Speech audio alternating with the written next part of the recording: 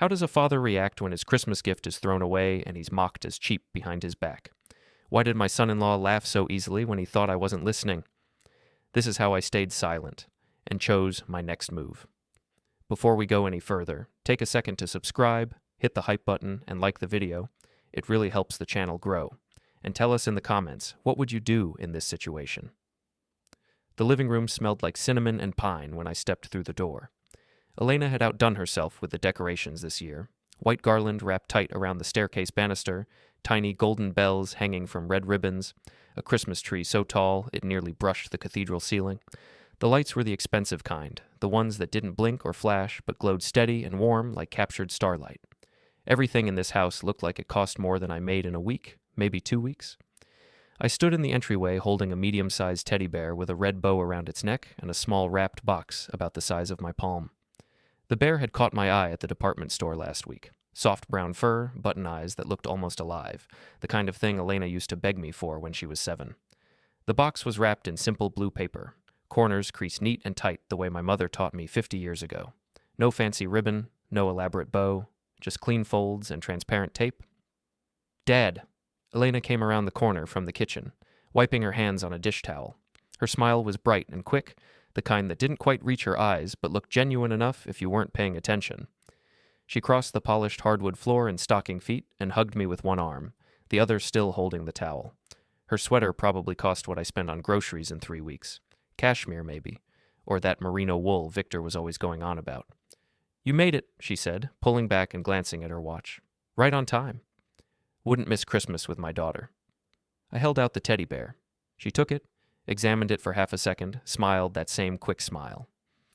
Oh, that's really sweet, Dad. Thank you. She turned and set it on the side table next to a crystal bowl filled with ornamental pine cones. The bear looked out of place there, surrounded by items that belonged in a catalog.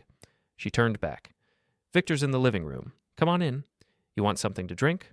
Coffee? Wine? I'm fine, sweetheart. Victor was sprawled on the leather sectional that dominated the living room, one arm stretched along the back, legs spread wide like he needed the extra space just to exist. He wore a charcoal sweater that probably had an Italian name stitched inside the collar and dark jeans so crisp they looked like they'd been ironed. His shoes, some kind of designer sneakers, sat on the floor by his feet, so white they practically glowed against the dark rug. He glanced up from his phone when we walked in. Zane, hey. Not really a greeting, more like an acknowledgement that I'd entered his field of vision. Victor. How's it going, man? Roads okay? Fine. Little snow, nothing bad. Good, good. He looked back at his phone, thumbs moving across the screen. Make yourself at home. I held out the small wrapped box. Elena took it, turning it over in her hands like she was trying to guess the weight. Her nails were painted a deep red, perfectly shaped, not a chip or scratch on them. What's this? Just something I thought you might need, I said. Open it when you get a chance. She smiled again, that same smile. Thanks, Dad. I will. She set it on the coffee table next to a stack of glossy magazines. Architectural Digest, Forbes, something about luxury travel. The box looked tiny next to all that shine and color. Come sit. Dinner's almost ready.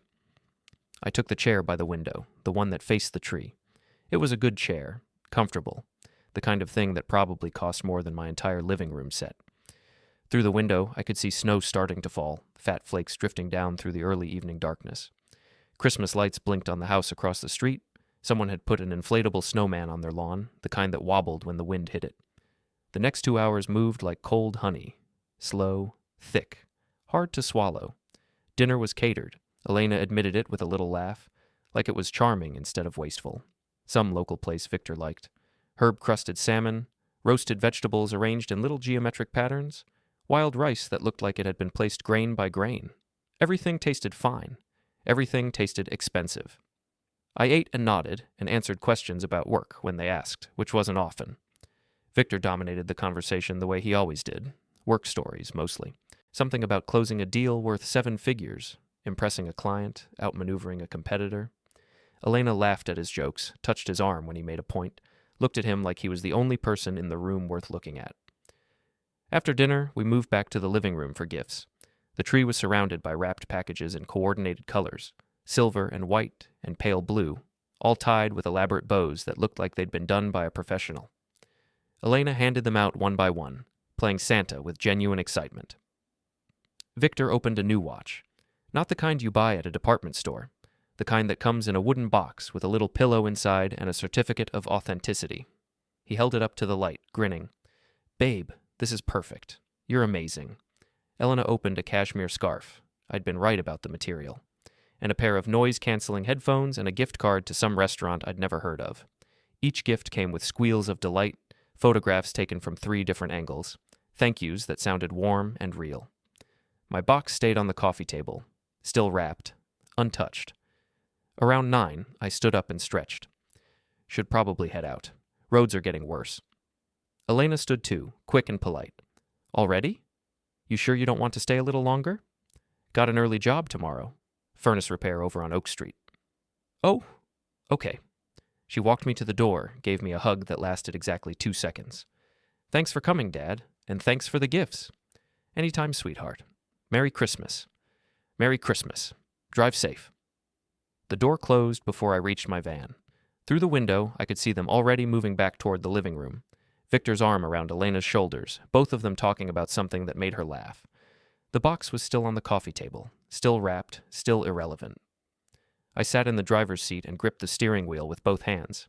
The vinyl was cold even through my work gloves. The engine turned over twice before it caught, rough and loud in the quiet street. I let it warm up for a minute, watching their house through the windshield. Warm light in every window, tree glowing, perfect holiday scene. I put the van in gear and drove home through the falling snow. My house was dark when I pulled into the driveway.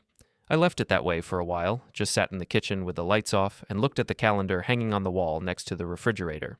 27 years since Elena was born on a Tuesday morning in July. 23 years since her mother passed on a Wednesday afternoon in October. Every single Christmas since then had been just the two of us. Me and Elena against the world, making traditions out of necessity, finding joy in simple things. Hot chocolate and old movies, decorating the tree with ornaments we'd collected over the years, each one a memory. Midnight church service where we'd sit in the back and sing off-key. Until Victor. I built this business from absolutely nothing. Started with a toolbox I'd bought at a pawn shop and a classified ad in the local paper that cost $12.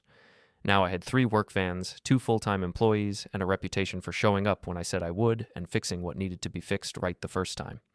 People called me at all hours. 2 in the morning when their furnace quit and the temperature was dropping, Sunday afternoon when their basement started flooding, middle of dinner when they smelled gas and needed someone now, not tomorrow. I didn't get rich doing it, but I kept food on the table and the lights on and money in savings for emergencies. Victor didn't see any of that. To him, I was just some guy who showed up at Christmas dinner in work boots with dirt still caught in the treads, who drove a van with rust eating through the wheel wells, who didn't know the difference between Burgundy and Bordeaux and didn't care to learn. Elena used to understand what the work meant. She used to respect it. When she was 22 and her car's transmission went out 3 days before she had to drive to a job interview 2 states away, I paid for the repairs. $1,800 I didn't really have, pulled from the emergency fund, no hesitation. When she needed first and last month's rent plus security deposit for her first real apartment, I gave her the money, $3,200 in cash, handed over in an envelope, no contract, no repayment plan. She was my daughter. She needed help. That's what fathers did. That's what family meant. Then Victor happened. It wasn't sudden, wasn't dramatic. Just a slow drift, like a boat pulling away from a dock so gradually you don't notice until there's 10 feet of water between you and dry land. At first, she'd still call every Sunday evening, 7 o'clock like clockwork. We'd talk about her week, her job, little victories, and small frustrations. I'd tell her about my work, about the funny things customers said, about which restaurants to avoid because I'd fixed their grease traps and seen things that would turn your stomach. She'd laugh. Really laugh. The kind that came from her belly and made me smile, even though she couldn't see it. Then the calls got shorter. 7 o'clock became 7:30, then 8. Then, sorry, Dad, can I call you tomorrow? Tomorrow became next week. Next week became, I'll call you soon, I promise. She started saying things like, Victor thinks we should focus more on building our investment portfolio, and we're really prioritizing our financial future right now, and you'd be amazed how much you can save when you're intentional about it. I didn't mind her wanting a better life. Didn't mind her marrying a man with ambition and drive. I minded her starting to look at me like I was something she'd outgrown, like my work boots were an embarrassment, like my 17-year-old van was a character flaw instead of a reliable tool, like the way I lived my life was something to be pitied instead of respected. My phone buzzed on the kitchen table. Group text from Elena. Thanks for coming today. Hope you have a great Christmas. Love you. I stared at the screen. A group text. The same message probably went to a dozen people, maybe 2 dozen. Her aunts and uncles and cousins and Victor's parents and probably half her contact list. A form letter with an emoji at the end. I set the phone down without responding. The next morning came cold and gray. I was up at 5:30 like always, made coffee in the pot I'd owned for 15 years, ate toast standing at the counter while I reviewed my schedule. Water heater replacement at 7, leaky faucet at 9:30, estimate for a bathroom remodel at 11. Simple work, honest work. The kind of thing that made people shake my hand and tell me I'd saved them. The water heater job was in a basement that smelled like mold and old newspapers. The homeowner was a woman in her 60s with 3 cats and a smile that showed too much gum. She hovered while I worked, asking questions, bringing me coffee I didn't want, telling me about her grandson who was studying engineering at State. "You're a lifesaver," she said when I finished, testing the hot water at her kitchen sink. "I called 3 other places, and nobody could come until next week. You showed up same day?" "That's the idea," I said, packing up my tools. She paid in cash, counted out the bills twice to make sure it was right, then added an extra 20. For being so prompt. "You don't have to do that." "I know. Take it anyway. Merry Christmas." I drove home, showered, made scrambled eggs that tasted like nothing, and sat on the couch watching television until my eyes started to close. Some old Western. Cowboys and cattle drives and men who solved their problems with clear eyes and steady hands. Nobody worried about investment portfolios or luxury vehicles or what the neighbors thought, just survival and honor and doing what needed to be done. My phone rang around 4. Elena. "Hey, Dad." "Hey, sweetheart. Listen, I think I might have left my blue scarf at your place last month, the one Mom gave me before she passed. Can I stop by tomorrow and look for it?" I remembered that scarf. Light blue wool, hand-knitted, soft as a whisper. Her mother had made it the winter before she got sick, spent 3 months working on it in the evenings while we watched television together. "Sure, I'll be here most of the day. Come whenever." "Thanks." "Oh, and hey, sorry we didn't get to talk much yesterday. Things were just really hectic, you know?" "I understand. Victor wants to have you over for New Year's. Nothing big, just dinner and maybe watch the ball drop. What do you think?" I paused, choosing my words carefully. "That sounds nice." "Perfect. I'll text you the details. Love you, Dad." "Love you too." She hung up. I set the phone down and stared at the blank television screen for a long time. The next day, Elena texted around noon. "Actually, Victor found my scarf in our coat closet. Don't need to stop by after all. Thanks anyway." I read it 3 times. Then I saw the family group chat light up. Victor had posted a photo of himself at the gym, arms raised in victory, caption about crushing goals and staying focused. 5 people liked it within 2 minutes. Elena commented with a fire emoji and 3 exclamation points. I put my phone in my pocket and went out to the garage. Organized tools that were already organized. Swept a floor that was already clean. Labeled boxes that already had labels. Tried not to think about the small blue box still sitting on their coffee table, untouched and forgotten like it had never mattered at all. December 27th fell on a Thursday. Cold morning, the kind where your breath makes clouds and your fingers go numb even inside gloves. I had 3 jobs scheduled. Furnace inspection at 8, broken garbage disposal at 10, clogged drain at 1. Good work. Simple problems with clear solutions. The kind of day that usually left me tired but satisfied. The garbage disposal job finished early. Customer was happy, paid promptly, told me she'd recommend me to her neighbors. I was packing up my tools when I realized I'd left my good tape measure at Elena's place on Christmas. The expensive one, the 25-footer with the magnetic tip and the belt clip that actually worked. I'd set it down somewhere and forgotten it, distracted by Victor's voice and Elena's smile that didn't reach her eyes. I pulled out my phone and texted her. "Hey, sweetheart. Think I left my tape measure at your place on Christmas. Mind if I swing by and grab it?" 3 dots appeared. Disappeared. Appeared again. "Sure. Door's unlocked. Just come in. At the store with Victor right now." "Thanks. Won't be long." I drove over, taking the route I'd taken 100 times. Past the old elementary school where Elena had learned to read, past the park where I'd taught her to ride a bike, running alongside until she found her balance and left me behind, laughing. Past the library where we'd spent Saturday afternoons when she was young, her checking out armfuls of books while I read the newspaper and waited. Their house looked the same as always. Perfect lawn, even under the snow. Perfect trim, Perfect shutters, perfect everything. I parked in the driveway and walked to the front door. Tested the knob, unlocked like she'd said. "Elena?" I called out, stepping inside. No answer. The house was quiet except for the hum of the refrigerator and the tick of an expensive clock somewhere out of sight. I closed the door behind me and stood in the entryway for a moment, listening. Nothing.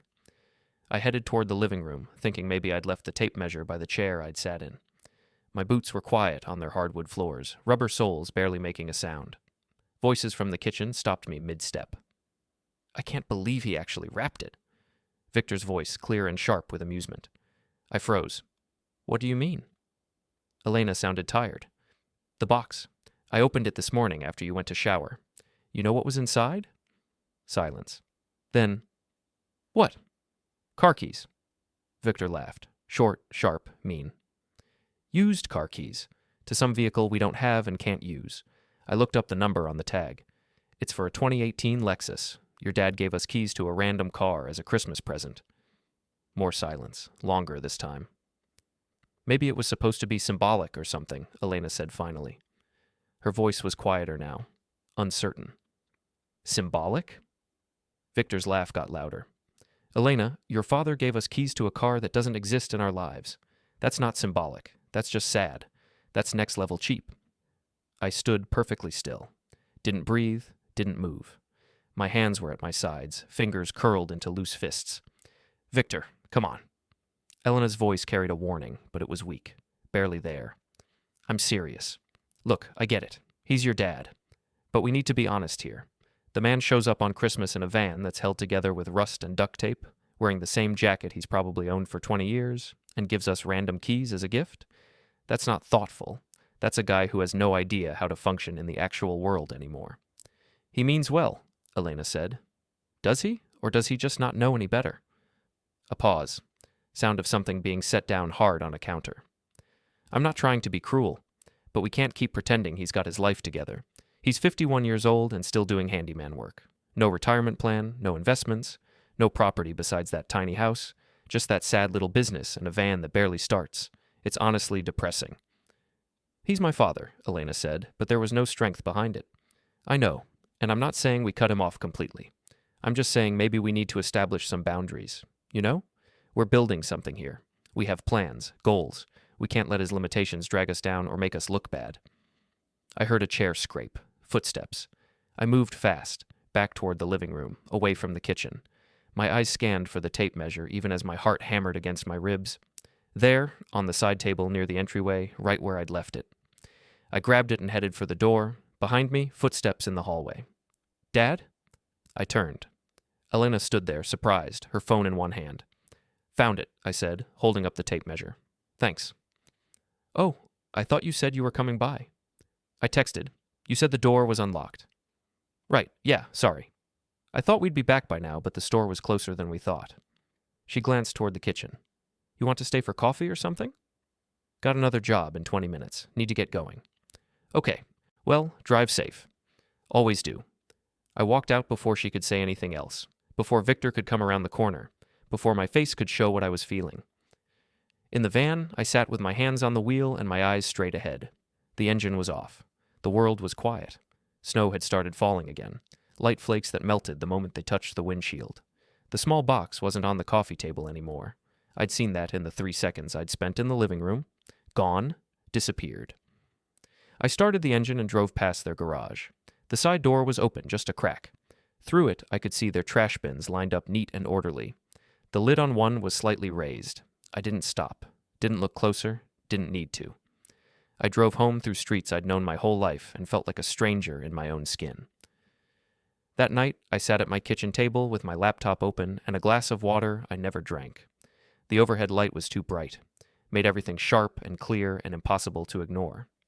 I pulled up files I'd organized years ago, folders within folders, everything labeled and dated and backed up in 3 different places because that's how you did things when you worked with your hands and understood that details mattered. Purchase receipts, title documents, registration papers, insurance declarations, maintenance records going back to the day I'd signed the papers and driven off the lot. Every oil change, every tire rotation, every inspection, all of it clean, all of it documented, all of it undeniably, irrefutably in my name. I made a list in a notebook with a pen that was running out of ink, dates, times, locations, people who needed to know what and when, who to call first, who to bring in second, how to make sure every step was legal and documented and impossible to argue against. I'd built a business on being thorough, on showing up prepared, on making sure there were no loose ends that could unravel everything later. This would be the same. At midnight, I picked up my phone and called Martin Cole. He answered on the fourth ring, voice rough with sleep. Zane, that you? Yeah, sorry to call so late. Jesus, you okay? Something happened? I'm fine. Need to meet with you tomorrow if you've got time. A pause. Sound of sheets rustling. Yeah, sure. What's going on? Rather talk in person. Okay. Another pause. This about the business? No, personal matter. All right. I've got a 10:30 opening. That work? I'll be there. Zane, you sure you're okay? I'm fine, Martin. See you tomorrow? I hung up before he could ask anything else. Set the phone face down on the table, stared at my list until the words started to blur. Then I went to bed and slept better than I had in months. Morning came cold and clear. I worked 2 jobs, leaky pipe and electrical outlet replacement, and finished both by 9:45. Drove straight to Martin's office on Maple Street, parked in the small lot behind the converted house he'd been running his accounting practice out of for 15 years. The waiting room smelled like coffee and old paper and something floral from a plug-in air freshener that was trying too hard. Martin came out after 2 minutes, coffee mug in hand, reading glasses pushed up on top of his head. Zane, come on back. His office was exactly what you'd expect from a man who'd been doing small business accounting since before computers were standard. File cabinets lined 2 walls, desk cluttered with papers in organized chaos, 2 chairs facing each other across a workspace that had seen better decades. He gestured to one, and I sat. Coffee? I'm good. He settled into his chair with a small grunt. So what's this about? I pulled a folder from my jacket, slid it across the desk. Need you to verify something for me. He opened it, scanned the first page. His eyebrows went up slightly, but he didn't comment. Just kept reading, flipping through pages, occasionally nodding to himself. When he finished, he closed the folder and looked at me. The Lexus. Yeah. You're asking if the title's clean? If there's any question about ownership? I'm asking if there's any gray area. Anything someone could point to and say I don't have clear legal ownership. Anything that could be argued in court if it came to that. Martin leaned back. His chair creaked. Let me be very clear. This vehicle was purchased outright in September 2022. No loan, no financing, no co-signers. Title issued in your name and your name only. Registration current, insurance active. There is zero ambiguity here. You own this vehicle free and clear, have since the day you bought it. No exceptions? None. What about use? If someone else has been driving it? Use doesn't establish ownership. Neither does possession. Title establishes ownership. Everything else is just logistics. I nodded slowly. And if I wanted to reclaim it? If it's currently with someone else? He studied me for a long moment. Then you reclaim it. It's your property. But Zane, can I ask what's going on here? Rather not get into it. All right, he tapped the folder. But if you're doing what I think you're doing, make sure you've got legal cover. Don't just wing it. This is the kind of thing that can blow up if you're not careful. That's why I'm here. You talked to a lawyer yet? That's next. He pulled out a business card from his desk drawer. Rachel Lowen, does property law, asset protection, estate planning. She's sharp. Tell her I sent you. I took the card. Appreciate it. And Zane? He waited until I met his eyes. Whatever happened, I'm sorry. I didn't respond to that. Just stood, shook his hand, and left. In my van, I sat with Rachel's business card in my hand, turned it over, read the phone number 3 times. Then I pulled out my phone and made the call. The receptionist put me on hold. Soft jazz played for 3 minutes before a voice came on the line. Professional, clipped, efficient. Rachel Lowen. Ms. Lowen, my name is Zane Marinor. Martin Cole gave me your number. How can I help you, Mr. Marinor? Need to discuss some ownership documentation. Make sure everything's legally sound. What kind of asset are we talking about? Vehicle. And you're concerned about what specifically? Want to make sure if I reclaim the vehicle, there's no legal exposure, no potential for claims of theft or conversion or anything else. A pause. Reclaim from whom? Family member. But the vehicle's titled in your name? Correct. Another pause, longer this time. Can you come in tomorrow? I have an opening at 2. I'll be there. Bring all relevant documentation, title, registration, purchase records, any correspondence related to the vehicle's use. Will do. She hung up without saying goodbye. I sat there holding my phone, feeling something click into place in my chest, a sense of forward motion, of pieces moving into position on a board only I could see. That evening, Elena called. I let it ring 4 times before answering. Hey, Dad. Hey, sweetheart. Oh, so I wanted to talk about New Year's. We're thinking dinner around 6. Nothing fancy. Just the 3 of us. Sounds good? Great. Oh, and Victor's really excited to show you something. He's been going on about it all day. My hand tightened on the phone. What is it? It's a surprise. She laughed. Light and easy, like nothing in the world was wrong. But I think you'll really like it. He's very proud. All right. You sound tired. Everything okay? Just a long day. Lot of jobs. Well, make sure you're getting enough rest. You're not as young as you used to be. Not as young, like 51 was ancient, like I was already 1 foot in the grave. I'll be fine. Okay. Love you, Dad. Love you too. I hung up and sat in the dark kitchen for an hour without moving. Rachel Lowen's office was downtown in a building that tried too hard to look important. All glass and steel and marble, the kind of place where people wore suits that cost more than my monthly mortgage and carried briefcases that probably had their own insurance policies. I took the elevator to the 3rd floor, found her suite at the end of a hallway that smelled like furniture polish and ambition. The waiting room was minimalist. Gray furniture, abstract art, a receptionist behind a desk made of what looked like a single piece of polished stone. She smiled when I walked in, professional and distant. Mr. Marinor? That's right. Ms. Lowen will be with you shortly. Can I get you coffee, water? I'm fine. I sat on a chair that was more art than furniture and waited. 12 minutes later, a door opened and Rachel came out. She was shorter than I'd imagined, maybe 5'3" in heels, dark suit that fit perfectly. Hair pulled back so tight it looked painful. Handshake like she was trying to prove something. Mr. Marinor, come in. Her office matched the waiting room, all clean lines and careful angles. Desk that could have doubled as a landing strip. 2 chairs facing it like supplicants before a throne. She gestured to one, and I sat. Pulled the folder from my jacket and set it on the desk between us. She opened it without preamble, read in silence for 5 minutes straight, occasionally making notes on a legal pad. When she finished, she closed the folder and folded her hands on top of it. Walk me through the situation. I did. Purchase date, purchase method, original intention, current status. She listened without interrupting, occasionally nodding, her expression giving nothing away. When I finished, she sat back. And the vehicle's currently in their possession? Has been for 2 years. With your explicit permission? Yes. Written agreement? No. Verbal. Just understood. I bought it, they used it, everyone knew whose name was on the title. She picked up her pen, tapped it against the legal pad. Did you ever, in any communication, text, email, conversation, indicate that you were giving them the vehicle? That ownership was transferring? No. Any birthday cards, holiday notes, anything suggesting it was a gift? Nothing. And they have never made payments on it? Insurance in their name? Registration transferred? All in my name. I pay everything. She nodded once. Then legally, this is straightforward. You own the vehicle. Full stop. Use and possession don't establish ownership in this state. Title does. Since the title's in your name and there's no documentation suggesting transfer of ownership, you have the absolute right to reclaim your property at any time. Even though they've been using it? Even though. Use with permission is a privilege, not a right. You can revoke that permission whenever you choose. Something eased in my chest. So I can just take it? Technically, yes. But I'd strongly recommend doing it in a controlled, public environment with witnesses present. That way, if they try to claim theft or make trouble, you have multiple people who can verify that you reclaimed your own property legally and openly. I was thinking the dealership, where I bought it. She smiled.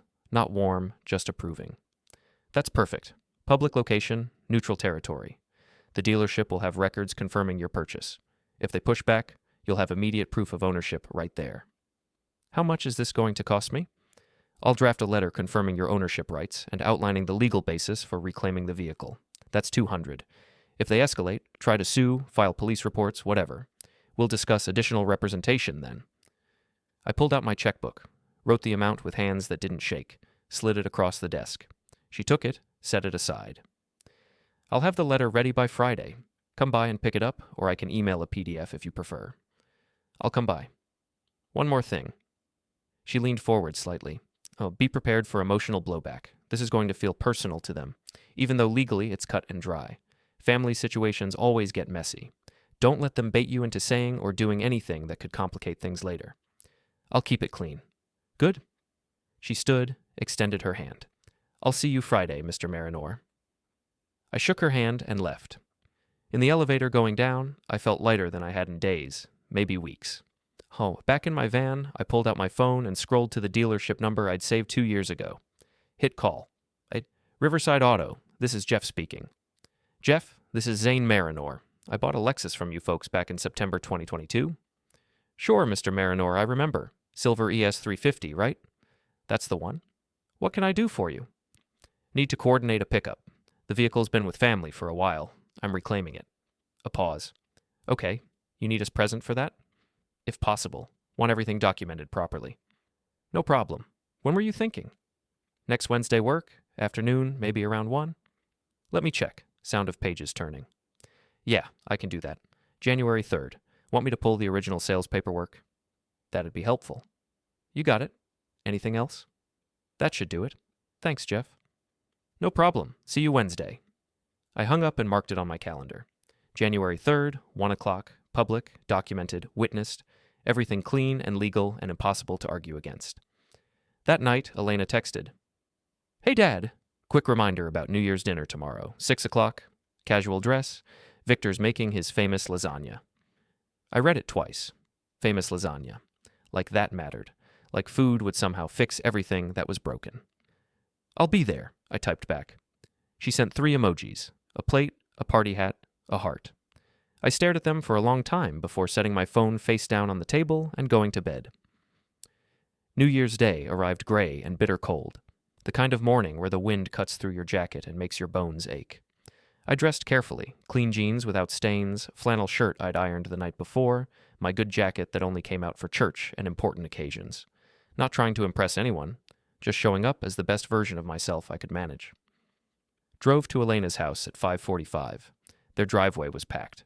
Victor's BMW angled like he owned more than just his assigned spot. Elena's sedan tucked neatly beside it, and the silver Lexus gleaming in the fading afternoon light, even under the overcast sky. I parked my van on the street, engine ticking as it cooled, and sat there for a minute just looking at it. The Lexus, perfect and pristine and completely unaware of what was coming. Elena opened the door before I could knock, like she'd been watching through the window. Dad, right on time, as always. She hugged me, quick and tight. Come in, it's freezing out there.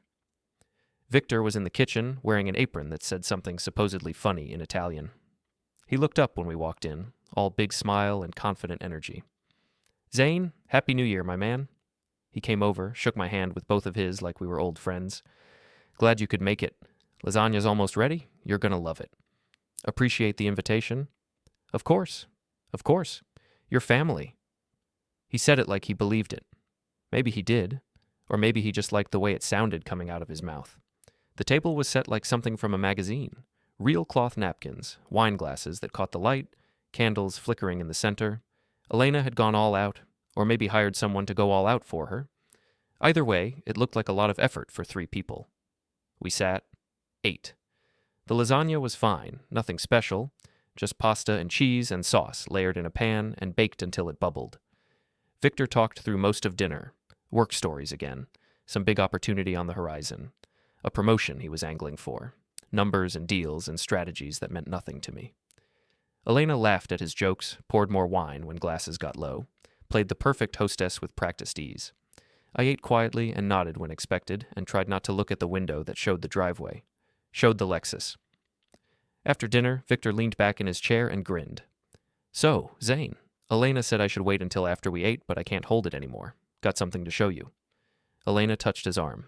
Victor, maybe? No, he's gonna love this. He stood, gestured for me to follow. Come on. We went to the living room. He stopped at the window, hands in his pockets, looking out at the driveway with obvious pride. See that Lexus? I looked. Snow had started falling again, light flakes catching in the halo of the porch light. The car looked almost ethereal in the dim evening. Yeah, that's mine. He puffed up slightly when he said it. Well, ours, Elena and me. Bought it 2 years ago. Best decision we ever made, honestly. Thing drives like a dream. Smooth, quiet, reliable, and it's been perfect for our image, you know. People see you pull up in something like that, they take you seriously. I kept my face neutral. It's a nice car. Nice? Man, it's incredible. And here's the thing. I've been taking care of it like it's made of gold. Regular maintenance, professional detailing every 6 weeks. I even garage it in the winter to protect the paint. It's practically an investment at this point. Elena came up beside him, slipped her arm through his. He really does love this car. Can you blame me? Victor laughed, easy and comfortable. It's the nicest thing we own. Well, until we upgrade next year. Upgrade? I kept my voice level. Yeah, thinking about a Mercedes.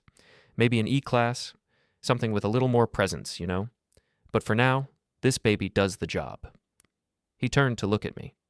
I know you're more of a practical guy, Zane, but trust me. There's value in appearance. People judge you based on what you drive. It's shallow, but it's true.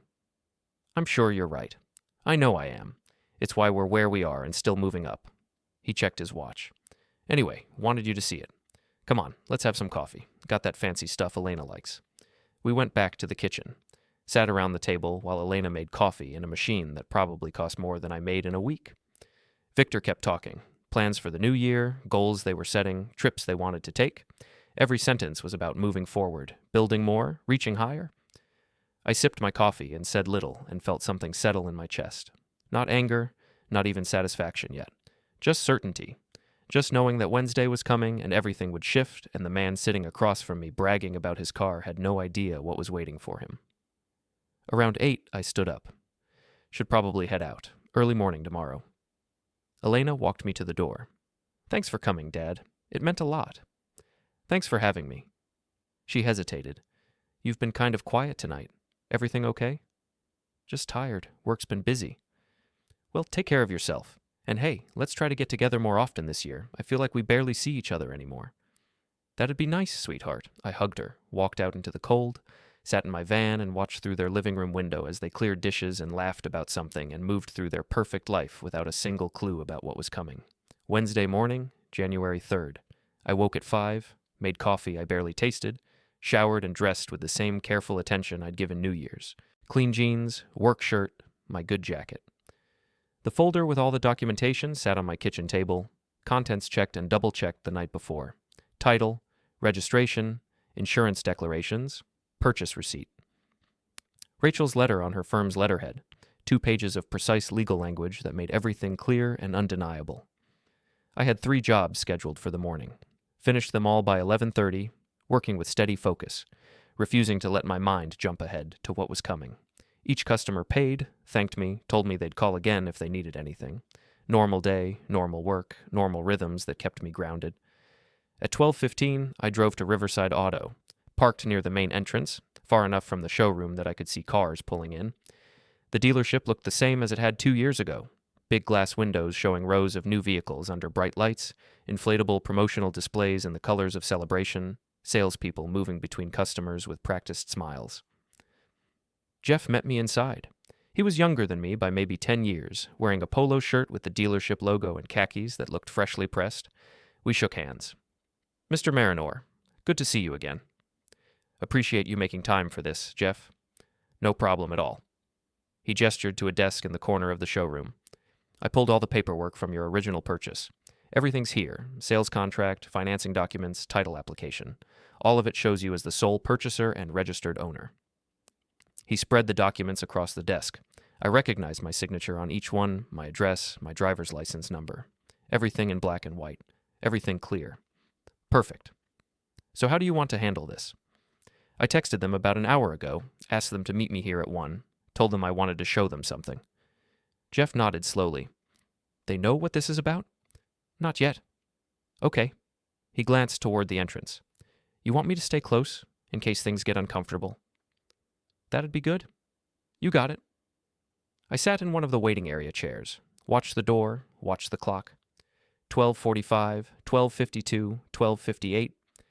At 1:03, the silver Lexus pulled into the lot, parked right in front, exactly where Victor would want to park. Visible, prominent, the best spot available. Through the glass, I watched them get out. Elena looked confused, glancing around like she wasn't sure why they were here.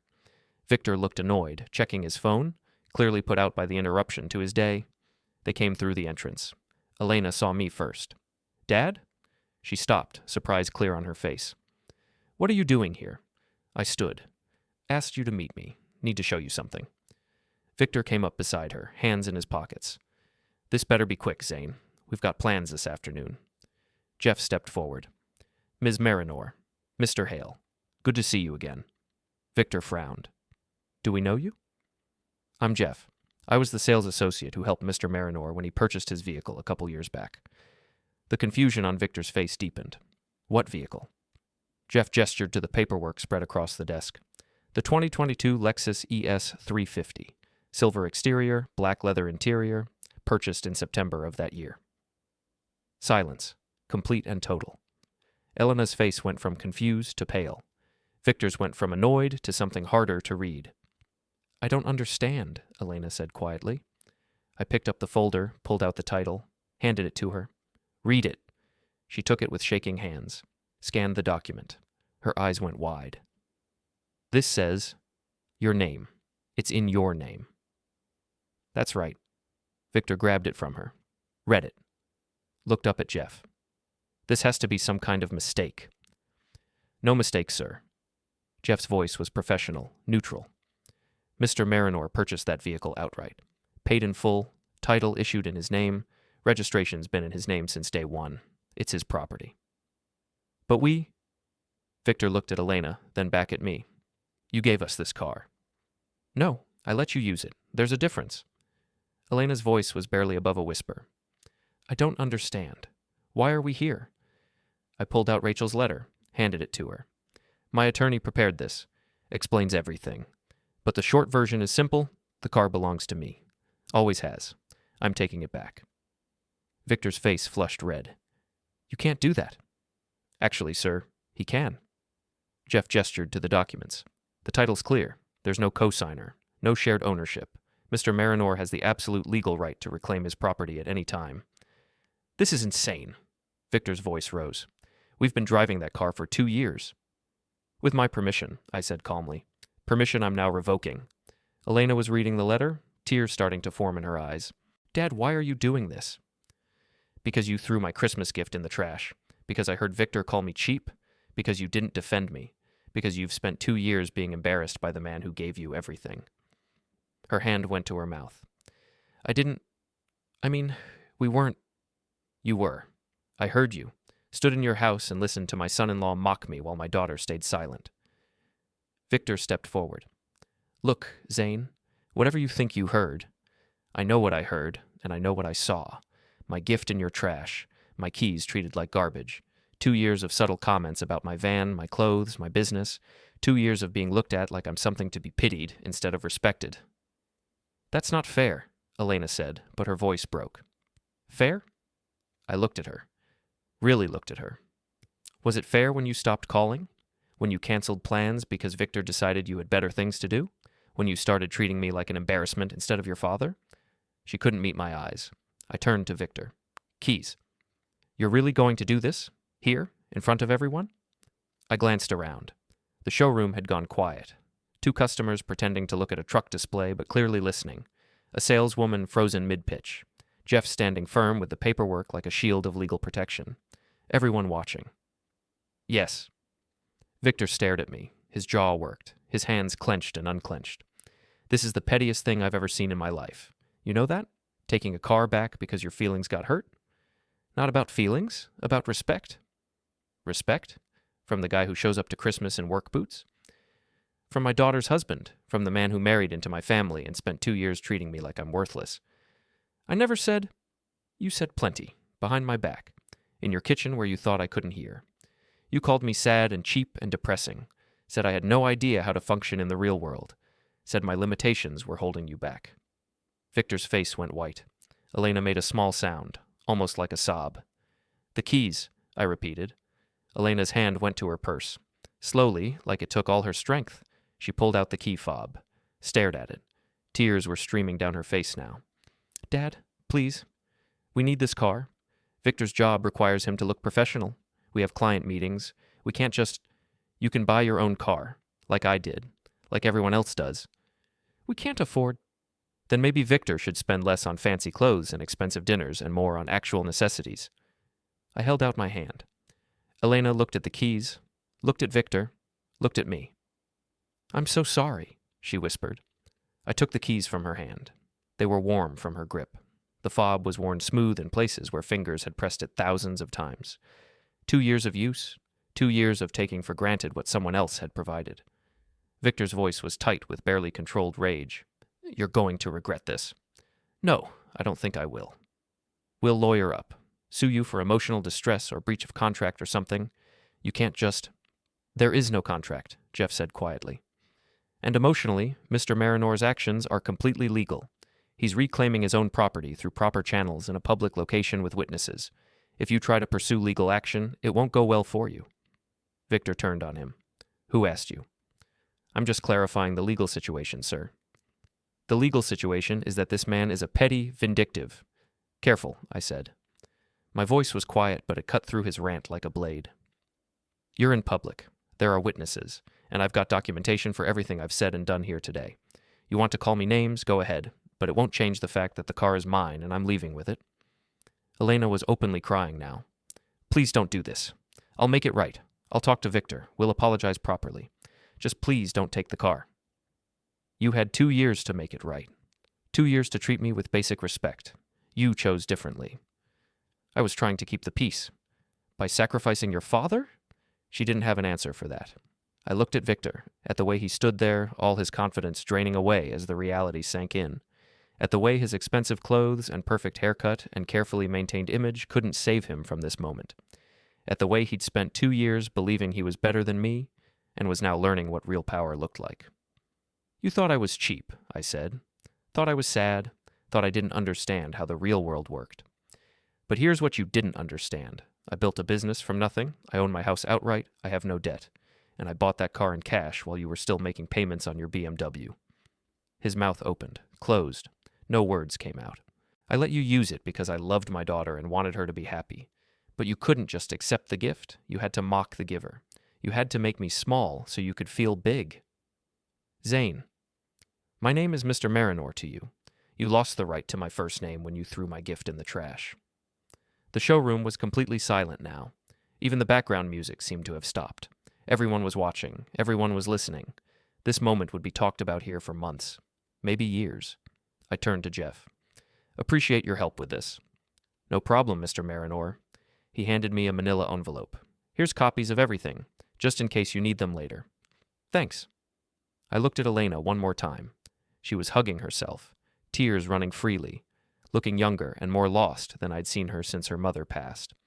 Part of me wanted to soften, wanted to take it back, wanted to be the father who fixed everything and made it all okay.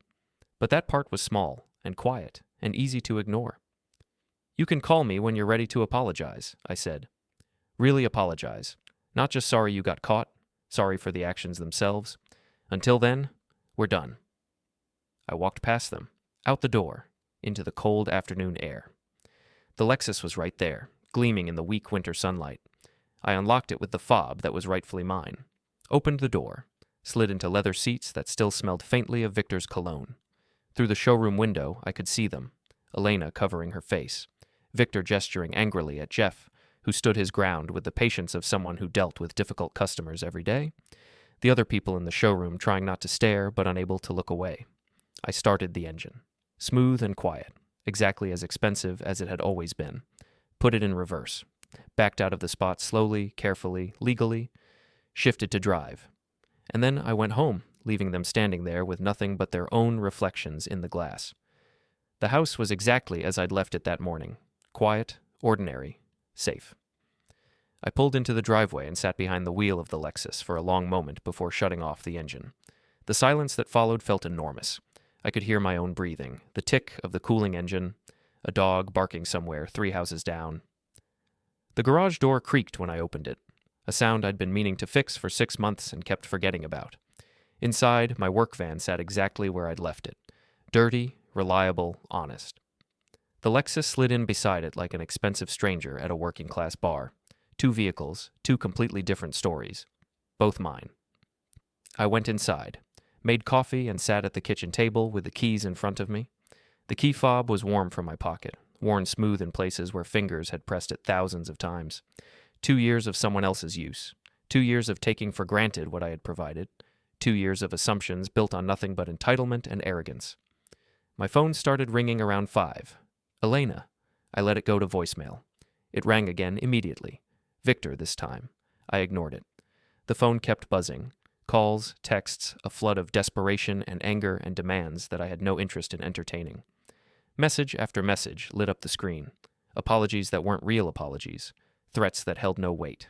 Bargaining that came too late to matter. I turned the phone off and set it in a drawer, closed it firmly. The silence that followed was cleaner than any sound I'd heard in years. Outside, the afternoon light was fading fast. Snow had started falling again. Big fat flakes that caught the porch light and glowed for a moment before disappearing into the gathering darkness. Everything looked clean under fresh snow, pure, like the world was getting a chance to start over, like mistakes could be buried under enough white and forgotten, though I knew better. Mistakes didn't disappear. They just taught you what not to do next time.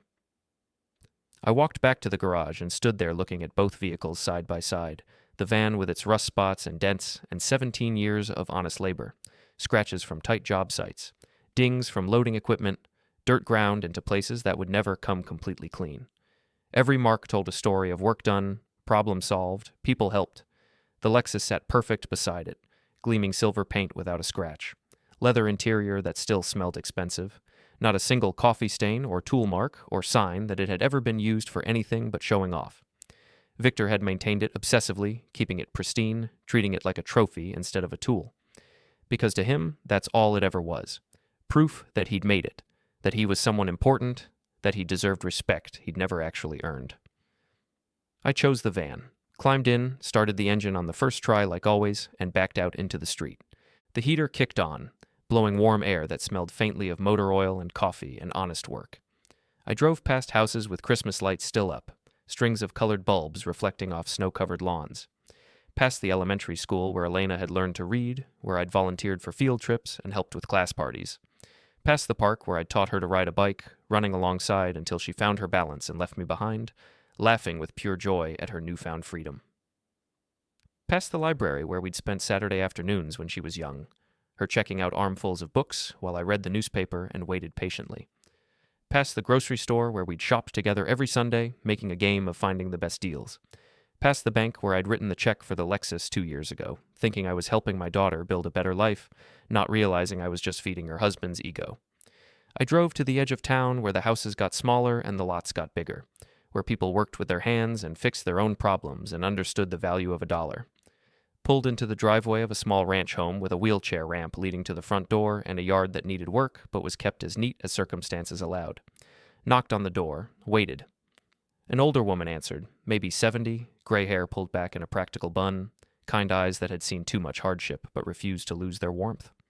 She wore a cardigan with holes in the elbows and slippers that had been resoled at least twice. "Mr. Marinor, wasn't expecting you till next week for that estimate." "I know, Mrs. Patterson, but I wanted to ask you something. That leak in your roof, how bad is it really?" She sighed, leaned against the doorframe. "Bad enough that I've got 3 buckets catching water when it rains. Bad enough that I'm worried about mold in the attic, but I can manage a while longer. Save up a bit more. My Social Security check doesn't stretch as far as it used to, but I'll get there eventually." "What if you didn't have to save up?" "I don't understand."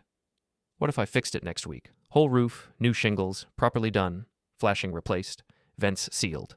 The full job, no charge." Her eyes went wide. Hand went to her mouth. "Mr. Marinor, I couldn't possibly accept that. It's too much. That's thousands of dollars of work." "You're not asking. I'm offering. You've been a good customer for 10 years. Never complained.